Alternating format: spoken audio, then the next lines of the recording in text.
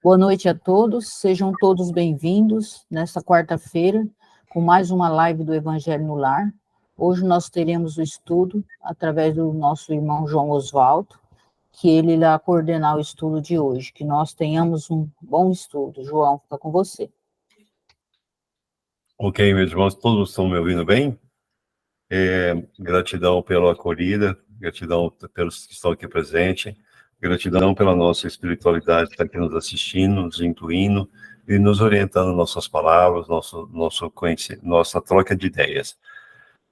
Fico lisonjeado, porque não é um estudo, né? Sim uma troca de ideia, de vivência, em que cada um de vocês, assim como eu, temos já uma trilha, um caminho já trilhado no Espiritismo, né? Em outras religiões também, e contribui para a nossa evolução. Porque a melhor religião é aquela que transforma o homem e o deixa mais melhor, né? Mais próximo a Deus e mais um ser humano mais humano. Então, com esse pensamento, vamos elevar as nossas vibrações, o nosso pensamento ao nosso Senhor Jesus Cristo, rogando as suas bênçãos, as suas graças pelo dia de hoje maravilhoso, rogando e agradecendo por tudo que tem nos dado oferecido, por todas as oportunidades, desde o nosso amanhecer até daqui a pouco, quando vamos deitar para o nosso descanso da nossa carne, da nossa matéria. Obrigado por todos os bons momentos e por aqueles momentos que não foram tão agradáveis assim no dia de hoje. E vibremos também pela paz lá no Oriente Médio, na Ucrânia, nas guerras tribais na África, que ainda existe bastante, e nossas guerras particulares dentro dos nossos lares, dentro dos nossos corações, com nós mesmos. Gratidão, meu Pai amado, por todas as bênçãos que graças que tem nos oferecido. Então, hoje, meus irmãos, vamos trocar essa ideia a respeito que está no capítulo Bem-aventurados os pobres de espírito. E ele começa, né, no primeiro item, bem-aventurados os pobres de espírito, pois deles é o reino dos céus. Então, sempre fica, quem que é o pobre de espírito? O que é esse pobre? É aquele que não tem nada, aquele que é desprovido de bens, aquele que não é apegado às coisas. Quem que é esse pobre? É humilde? Então, sempre fica aquela incógnita, né, que a gente sempre fica conversando, fica trocando ideia com as pessoas, e cada um tem uma postura diferente, e isso que é legal, sabe, porque não tem nem certo nem errado, porque todos nós temos uma vivência, nós temos um ponto de vista diferente, e isso que faz a riqueza do Espiritismo, é essa mescla de conhecimentos, né, que nós somos muito heterogêneos, né, e cada um tem uma percepção, cada um tem um entendimento, e isso nos faz crescer, todos nós, desde os mais cultos, mais sábios, né, até aqueles que às vezes são analfabetos, mas por uma experiência de vida, uma sabedoria que Deus lhe deu, pela própria jornada, são extremamente cultos, né, e sábios nos ensinamentos que repartem conosco. Então, o capítulo, o item que eu vou abordar, é todo aquele que se eleva será rebaixado. Porque a gente vê no nosso dia a dia, não só na casa espírita, em tudo quanto é lugar, sempre nós estamos querendo ser melhor que os outros. E alguém quer ser melhor que a gente. Alguém quer que está na nossa frente. Alguém quer ser evidenciado.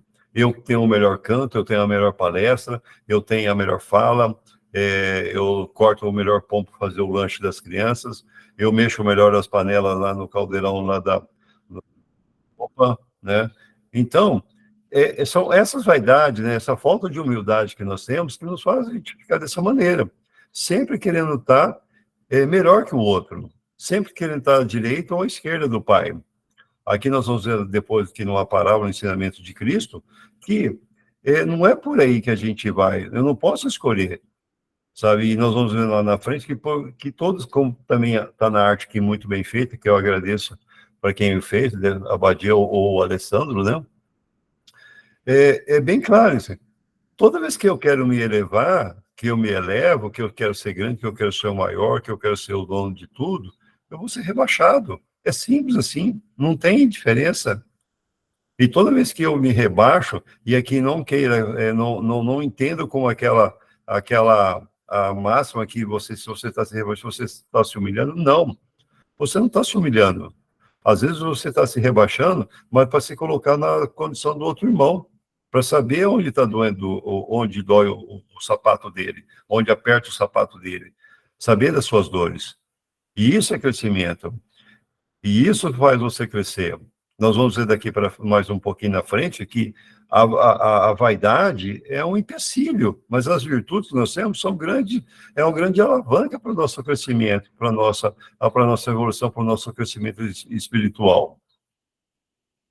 Então, nós temos que ter essa consciência que tudo que eu faço tem que ser com a base do amor. E mais uma, não sou eu que faço, eu sou um mero instrumento.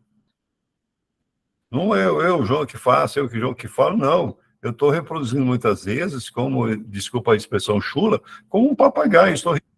Nossos irmãos estão nos intuindo, estão nos induzindo a falar. Lógico que a gente tem uma parte cognitiva que vai filtrando, vai adequando o pensamento, mas a gente acaba sendo intuído por ele. Desde o momento que eu sento e vou escolher aquele tema, alguém está me ajudando espiritualmente falando. Alguém está colocando ideia na minha cabeça. Só, olha, João, fala isso e tal. Às vezes, eu vou falar isso tal, no bate-papo que nós vamos fazer. Então, você nunca está sozinho. E não é você que faz, você é instrumento. Tenhamos sempre essa consciência, sabe? Seja em qualquer doutrina religiosa, espiritual, qualquer denominação, você é um mero instrumento. Simples assim. Não tem aquela, não, porque Deus está me usando para falar, não. Você não é instrumento, Deus não precisa disso. Deus fala direto com nossos irmãos. Intui, tá certo? Dando continuidade, naquela hora chegaram-se a Jesus seus discípulos, dizendo: quem é o maior no reino dos céus? E Jesus, chamando um menino, o pôs no centro, no meio deles, e disse: na verdade eu vos digo que se não fizerdes como meninos, não entrareis no reino dos céus. Todo aquele, pois, que se humilhar e se fizer pequeno como este menino, será maior no meu reino dos céus, e o que receber em meu nome um menino como este, a mim é que recebe. Mateus, capítulo 15, 18, desculpa, versículo de 1 a 5. Então, se chegou a ele a mãe dos filhos de Zebedeu, com os seus filhos, adorando e pedindo-lhe alguma coisa.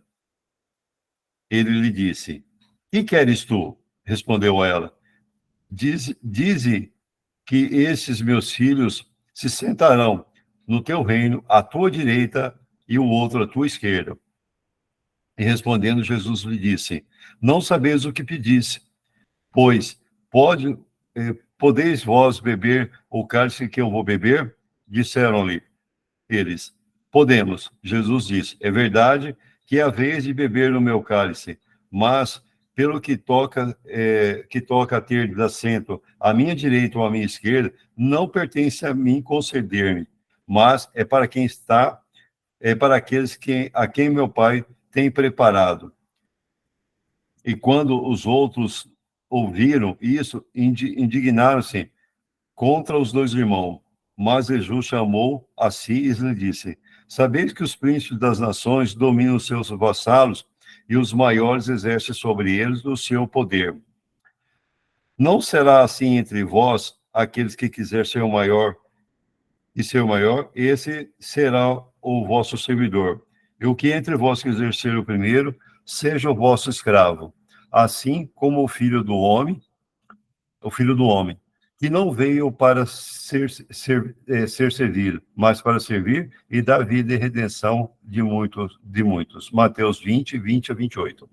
Então, ele usa muito essa comparação, né, aqui no item 3, que fala sobre o menino que está ali, que nós temos que ser igual aquele menino. Né? Por que essa comparação? Sermos ingênuos? Sermos irresponsáveis, sem noção do perigo, sem noção da responsabilidade, como uma criança muitas vezes tem, sermos ousados, como muitas vezes uma criança é, que devemos ser muitas vezes, e que muitas vezes nós deixamos esse espírito da nossa criança, nós vamos matando aos poucos, e não vamos deixando ela ficar cada vez mais evidenciada? Ou será que esse espírito de menino é aquele menino que a criança faz, mas desinteressada de tudo? Ele não quer saber primeiro, se ele é o segundo, se ele é o último, se ele é o primeiro. Ele simplesmente faz. Ele faz porque ele acha que tem que fazer, e ele acha porque está certo daquela maneira. Ele não está preocupado em ser reconhecido. A gente vê as crianças brincando, tulinho, não fazendo aquela graça para o pai, para encantar o pai, não é essa. Quando você deixa ela solta no meio de todos, né? E ela age por si só, sem o pai, ou a mãe, ou a avó, o tio, ou alguém está manipulando essa criança. Quando a gente deixa duas crianças, elas brigam, se digladiam, se batem e tal, mas daqui 5 minutos estão de bem novamente. Fizeram as pazes, porque não há rancor. Não se guarda sentimento ruim. Não se guarda aquele sentimento de vingança. Não se guarda o desejo de vingar e querer o mal do outro. Não se tem o desejo de querer armar uma casinha, né, na linguagem popular, ou fazer uma armadilha, ou se vingar. Não tem isso. E nós, adultos, que fizemos? Quando somos confrontados, ou temos... Nós nos colocamos no milindre. Não me toque, não me rele, eu sou injustiçado, eu sou isso, eu sou aquilo. Não, minha gente, muito pelo contrário. Sabe, desculpa a forma que eu estava falando, mas eu me enquadro perfeitamente. Eu estou falando por mim, não por vocês. Então eu me coloco naquela restrição de dizer, eu fui ofendido, não sei o quê, ninguém gosta de mim, ninguém me ama, nossa, ninguém me quer, eu sou rejeitado. Você é rejeitado ou você rejeita as pessoas que estão do seu lado, você cria um bloqueio e não deixa ninguém se aproximar? Se você ergue o muro da indiferença, você tem que quebrá-lo, você que tem que baixar. Não sou eu, não. Se eu ergui um muro da indiferença para com o meu próximo, com as pessoas que eu tenho que tenho que baixá-los. Porque as pessoas vão seguir normalmente, eu vou ficar isolado. Eu vou ficar dentro daquela redoma. Então, se eu estou agindo assim com essa pequenez tão grande, como que eu posso querer ser grande? Como que eu posso querer sentar à direita do pai na esquerda ou na direita? Ou ainda, como Jesus, ele não veio para ser servido, ele sim para servir. E nós, muitas vezes, queremos, às vezes, fazer uma caridade, alguma coisa, mas com a intenção de sermos reconhecidos, o que é pior ainda. Ou escolhemos um serviço, alguma coisa, alguma obra, que me dê evidência, que me dê projeção, para que eu seja visto, que eu seja considerado o melhor, o maior e o melhor dentro do centro. Vamos especificamente falar dentro da nossa casa de oração. E com isso, o que eu vou ser? Eu vou ser colocado lá no final da fila. Simples assim, pessoal. Quando a gente se coloca em primeiro lugar, nós vamos ser os últimos.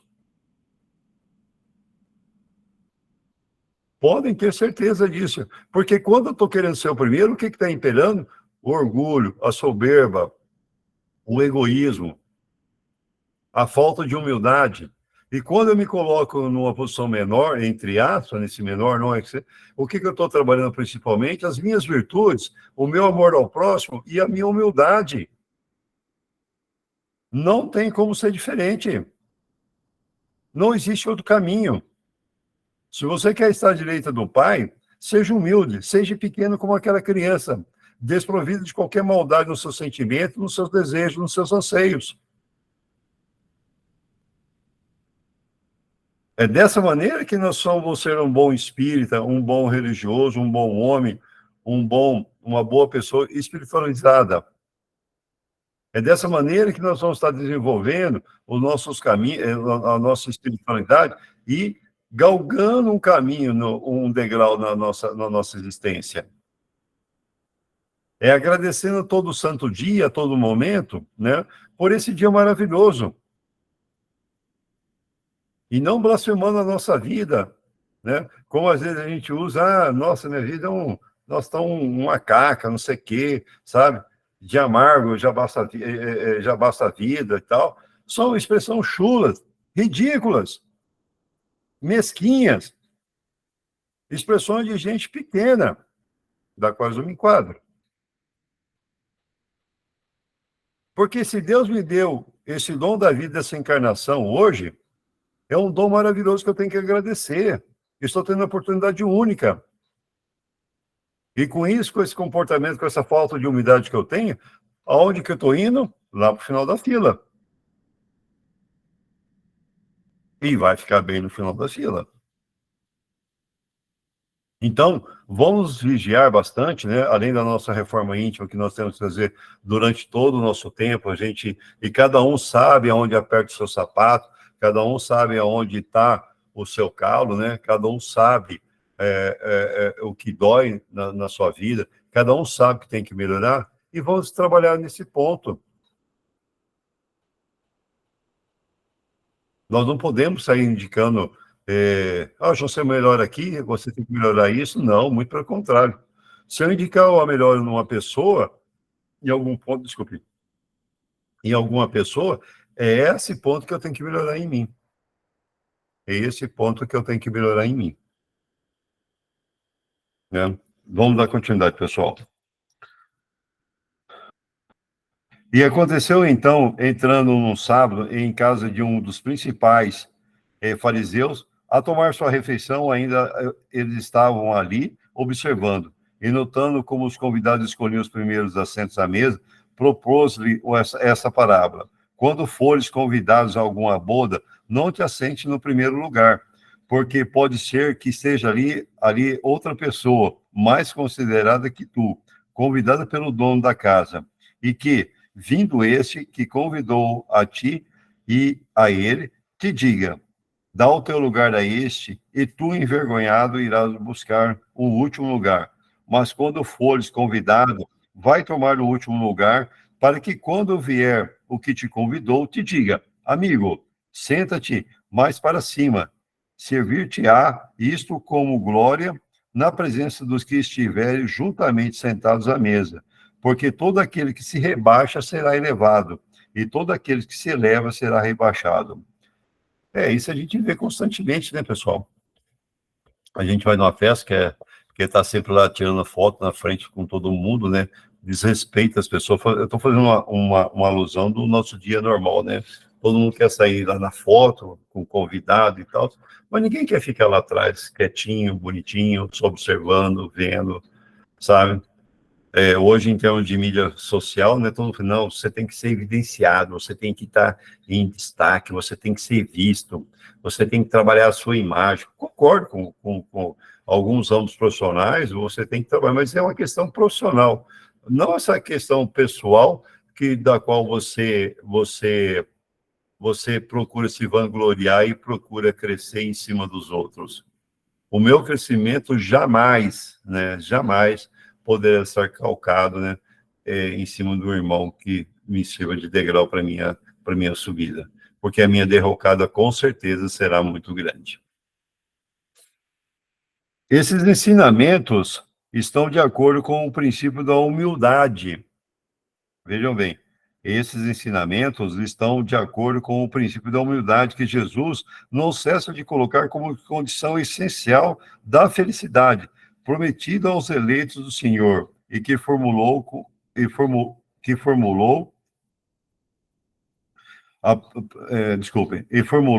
com essas palavras: bem-aventurados os pobres de espírito, pois deles é o reino do céu. Ele toma uma criança como exemplo de simplicidade. Lembra lá atrás que nós comentamos sobre as crianças, sobre a simplicidade que ela tem? De coração, simplicidade de coração, e diz: será maior no reino do céu aquele que se humilhar e se fizer pequeno como uma criança. Ou seja, que não tiver nenhuma pretensão de superioridade ou de ser infalível. Esse é um outro problema seríssimo que nós vemos no nosso dia a dia aqui. Eu não posso falhar. Eu tenho que ser perfeito. Para, gente. Para. Nós não viemos aqui, nós estamos em busca da perfeição. E aqui, desculpe a pretensão, né?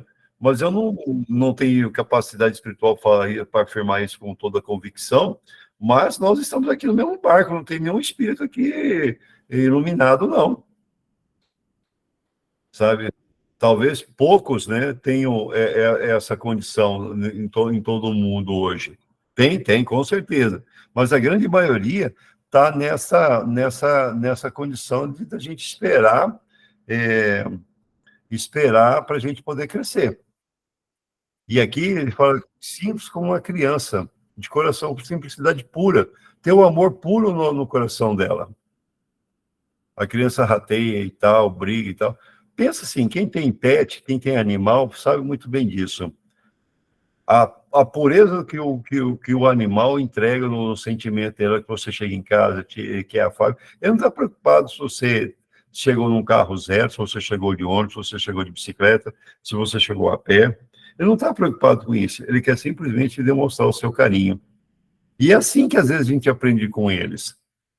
Apesar de ele estar numa ascensão, né, num nível assim, um pouquinho inferior a nós, né, mas porque a gente, de vez em quando, nós somos piores que muitos animais ainda, né, somos bem trogloditas ainda, mas assim, a gente tem que ter essa pureza de sentimentos, essa pureza de amor nos nossos corações. E mais uma vez, o que ele falou, a humildade, para que eu possa ser feliz, não nesse reino, mas no reino futuro. Não que eu possa ter, assim, angariar muitas coisas aqui, materiais, riqueza, né, bens e tal, e não ter nada para passar para o outro lado. E a gente continua assim. Só fazendo um comentário sobre o infalível, nós temos essa condição de querer estar sempre, nunca errar, nunca errar, nunca errar. Nós precisamos errar de vez em quando, o pessoal, que é através desse crescimento, desse erro que nós vamos nos burilando. E quando eu tenho essa ganância, né, esse objetivo focado em nunca errar, ser infalível, nossa, é um sofrimento que não tem tamanho, porque além de demonstrar todo o meu egoísmo, eu vou prejudicar uma série de pessoas que estão do meu lado, não respeitando, não amando-as, né, porque dentro do meu conceito de infalível, algumas coisas que as outras pessoas praticam e fazem, eu não aceito, para mim são coisas falhas. E é o meu conceito, não do meu irmão. Eu não respeito ninguém. O mesmo pensamento fundamental se encontra nesse outro ensinamento. Aquele que quiser tornar-se maior, seja o vosso servidor, e também nesse outro. Todo aquele que se rebaixa será elevado, e todo aquele que se eleva será rebaixado. O Espiritismo vem confirmar os ensinamentos, exemplificando e mostrando que os grandes no mundo dos espíritos são os que foram pequenos na Terra, e frequentemente são bem pequenos lá aqueles que foram os maiores e os mais poderosos da Terra. É que os primeiros levaram ao morrer aquilo que faz unicamente verdadeira grandeza no céu e que não se perde, as virtudes, através da humildade, né? Enquanto os outros tiveram que rebaixar, fizeram a sua grandeza na terra e que não leva a nada, a riqueza, os títulos, a glória e a nobreza. Não tem nenhuma outra coisa que chega do outro lado sem nada, como náufragos, né, infelizes que perderam tudo. Então, vocês vejam, né, a hora que aparentemente eu estou pobre, né, sem nada, materialmente falando, mas eu tenho uma riqueza muito grande, que são as minhas virtudes, o meu amor, a minha boa prática, a minha boa ação. É isso que eu vou levar. É isso que vai na minha bagagem, né, quando nós fomos para um outro mundo. Quando nós desencarnarmos, voltamos ao nosso lar, à nossa pátria. Quando a gente fala em riqueza, não é que eu não possa ter dinheiro, não é isso, pessoal, muito pelo contrário. Agora, é o que eu faço com essa riqueza. Será que eu multiplico, né? Eu ajudo o meu próximo desprovido de qualquer interesse? É uma forma também. Nós conhecemos muitas pessoas que têm um grande poder aquisitivo e são pessoas boníssimas. Fazem as coisas no anonimato e você nem fica sabendo o que foi aquela pessoa que fez. Por outro lado, nós temos pessoas também que têm um baixo poder aquisitivo, mas que fazem questão de colocar um holofote em cima de um pacote de bolacha, com todo o respeito, né, que a gente está falando, num pacote de bolacha que está dando numa casa de oração, numa igreja, alguma coisa nesse sentido. Então, não é o número material que vai fazer você ser, porque eu sou rico hoje, eu vou ficar pobre. Não, não é dessa maneira. É o que você faz e como você faz. Porque toda vez que eu tenho que comprar, eu tenho que construir, eu tenho que comprar carro, eu tenho que trocar de carro todo ano, eu tenho que fazer isso, eu tenho que fazer aquilo, você está vivendo só na matéria. E aí não vai para frente mesmo. Desculpe, pessoal. Já finalizando, né?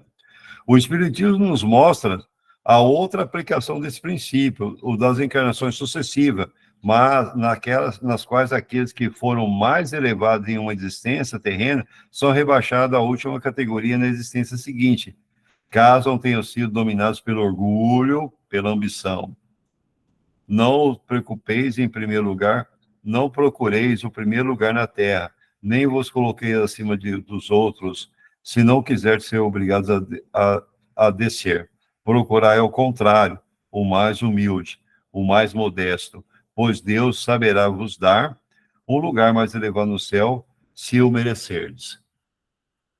Então, a receita é simples, o pessoal está nesse pequeno parágrafo aqui no final, né? Nós temos que ser humildes, modestos, benevolentes, praticar a caridade, mas a caridade de fato de real, sabe? Não é meter a mão no bolso, que é muito importante.